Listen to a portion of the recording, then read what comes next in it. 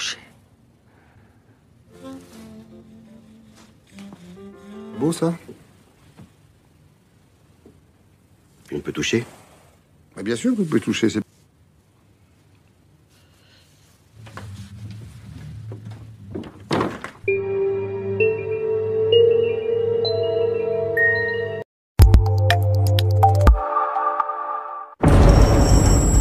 Film bermula di sebuah bar. Nampak seorang pria bernama Francois yang habis menang lotre berniat mencari open BO-an untuk mengisi hidupnya yang masih kosong. Hingga ia bertemu dengan seorang pelatihnya yang bahenol bernama Daniela. Francois pun mulai menawar berapa harga yang harus dikeluarkan untuk membawanya pulang. Francois berniat untuk membelinya dengan jangka waktu yang lama, berarti long time, bukan sekali cerit ya.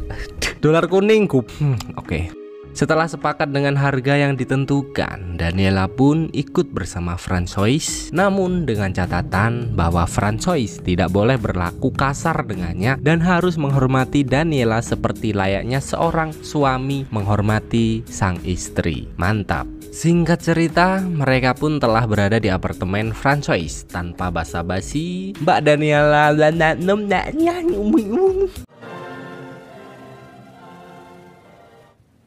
Se coucher.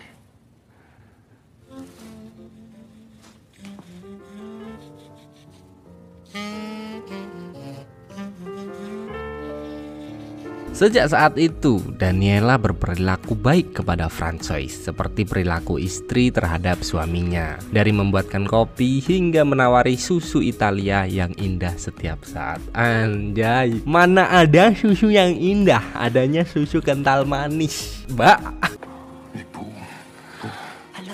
Hingga saat Francois mau berangkat bekerja, tiba-tiba ia terjatuh dari tangga. Daniela sangat panik melihat hal itu, dan Franco pun menghubungi sahabat baik sekaligus dokter pribadinya yang bernama Andre untuk datang memeriksa keadaannya. Di sini kita diberitahu bahwa Franco mengidap penyakit jantung lemah, di mana cewek sebagus itu tak baik buatnya. Andre mengingatkan kalau gadismu secantik ini pasti kamu selebel-selebel terus setiap hari, dan itu membuat jantungmu berdebar terus. Mana bisa seorang jantung lemah disandingkan dengan bom nuklir seperti ini? Apanya tuh yang bom? Andre juga menemui Daniela dan mengingatkan gadis berbadan gitar Spanyol itu untuk pergi dari sini demi kebaikan Franco. Namun Daniela menolak hal itu dengan alasan ia sudah capek jadi ananamnya dan ingin menikmati hidup normal seperti orang pada umumnya. Padahal dalam hati Daniela, "Oh kan belum dibayar, gimana aku bisa pergi?" Ia juga berjanji kepada Franco bahwa akan merawatnya dengan sangat baik seperti merawat seorang suami yang masih bayi.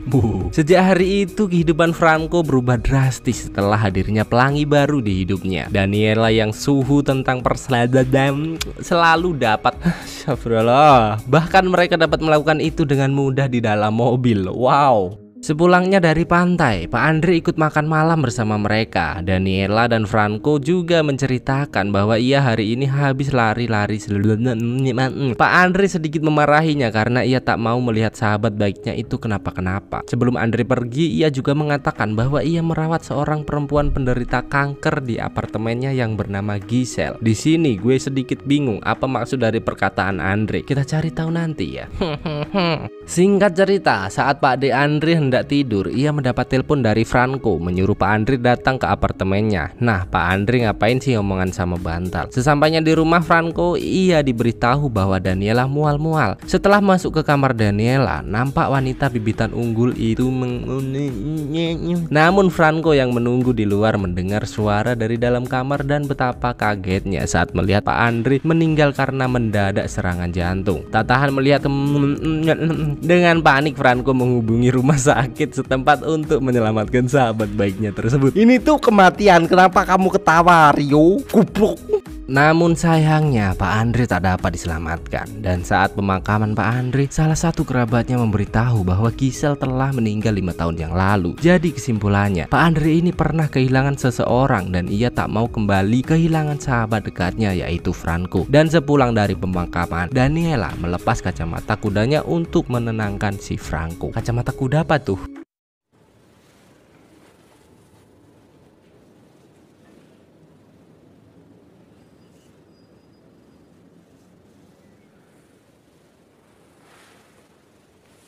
C'est tendre, c'est chaud. Hari pun terus berlalu. Teman sekantor Franco heran kenapa hari-harinya selalu tersenyum bahagia. Padahal dulunya ia adalah pria yang murung dan banyak beban hidup. Teman-temannya pun mendesak si Franco agar mengenalkan pelangi barunya kepada mereka, supaya mereka juga bisa ikut tersenyum. Namun sesampainya di apartemen, ternyata Daniela sudah pergi dari sana. Seketika mood Franco pun hancur dan menyuruh temannya untuk pulang segera. Bahkan ketika teman kerja perempuannya ingin menemani Franco, ia benar-benar tak tertarik.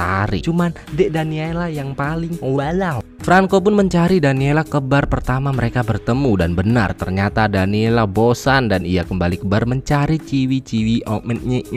Franco melihat Daniela dari luar dan ia segera menyusulnya. Ia mengatakan pada Daniela bahwa ia mulai jatuh hati setelah beberapa hari mendapat servisan dari Di momen ini juga kita diberitahu ternyata Daniela juga telah mempunyai suami, yaitu ketua mafia kelas kakap bernama Charlie. Namun perlakuan lembut dari Franco membuat Daniela luluh dan kembali bersamanya. Selebeu lagi gak tuh? Anjing film tai. Saking kerasnya suara Daniela sampai membuat tetangga sebelah terganggu. Tetangga sebelah memarahi Daniela karena menganggap terlalu lebay. Sampai-sampai diberi contoh adirah tadi dak nyumbala. Anjir ya Allah. Gelar kuning lah, subhanallah. De surprise. Pas besoin de chanter l'opéra.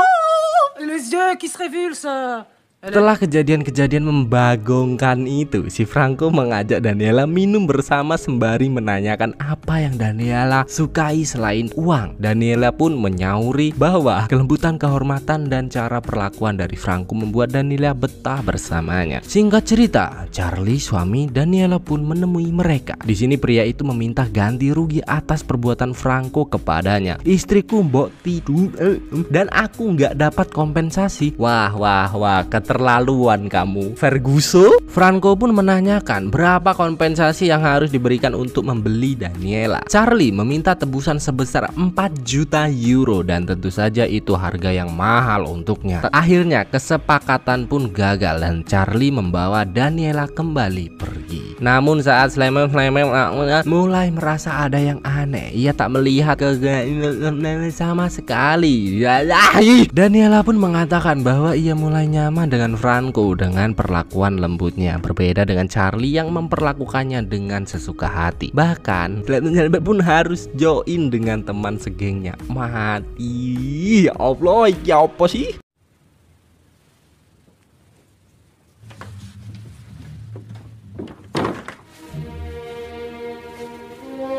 Dengan hal itu, Daniela pun pergi meninggalkan Charlie dan kembali ke apartemen Franco. Dan ini sih asu banget ya. Ternyata Franco lagi selebel sama tetangga sebelah dan menyuruh Daniela menunggu mereka selesai. Wah, bangke sih. Wah, anjrit sih.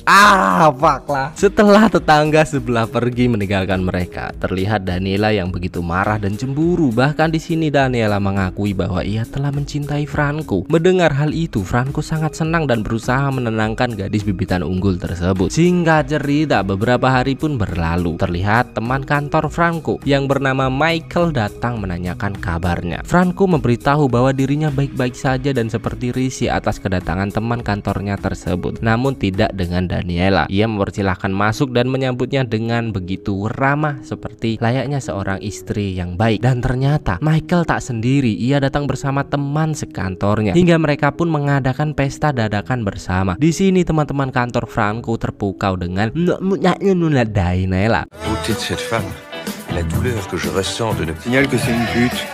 Je l'ai baisée. Dan ada salah satu dari mereka yang telah mengetahui masa lalu Daniela. Tentu saja hal itu membuat Franco marah dan sedikit pertengkaran menjadi bumbu penyedap di pesta ini. Je suis une pute. Mais bien sûr. Qu'est-ce qu'elle te plaît ta vie? Oh la beauté. Bahkan Mas Charlie pun datang menghampiri mereka. Charlie yang melihat Bude tetangga sebelah pun juga ikut mengundangnya. Dan mari kita kasih musik dulu. Selebel, bangke. Sedih aku bang. Qui a vu cette fille, mademoiselle? Personne. Non, faut pas faire ça. Faut rester avec nous. Avec vous? Mais en France, Ou alors il faut pas vivre en France. Tiba-tiba saat pesta berlangsung, Daniela menghilang dan ternyata ia masih sempat-sempatnya selebel. Aduh, sama salah satu teman Franco dong. What the fuck? What happened? Aya naon ini atuh. Franco yang melihat hal itu pun hanya bisa terdiam. Namun Daniela yang sudah suhunya suhu, ahlinya ahli, core of the core berhasil meluluhkan hati Franco kembali. Dan film diakhiri dengan pertanyaan Daniela tentang jantungnya. Jantungmu udah sembuh ya mas ya? Aduh. Franco memberitahu bahwa jantungnya sudah lebih baik setelah melalui beberapa hari olahraga jantung. Anjay. Dan film pun selesai dengan ya nggak masuk akal sih endingnya anjing. Ending sedikit membingungkan tapi awal.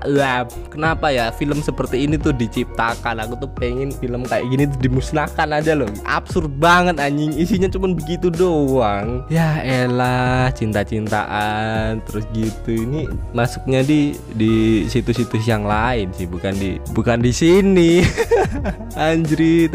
Oke lah, saya mau berterima kasih banyak buat yang nonton sampai akhir karena kalian adalah penyemangatku, kalian adalah mentariku, kalian pelangiku. Kalau Mas Franco kan Daniela pelanginya, tapi kalau aku tuh kalian pelanginya karena ya cuman dengan adanya kalian itu aku bisa terus semangat bikin konten seperti ini, seperti itu.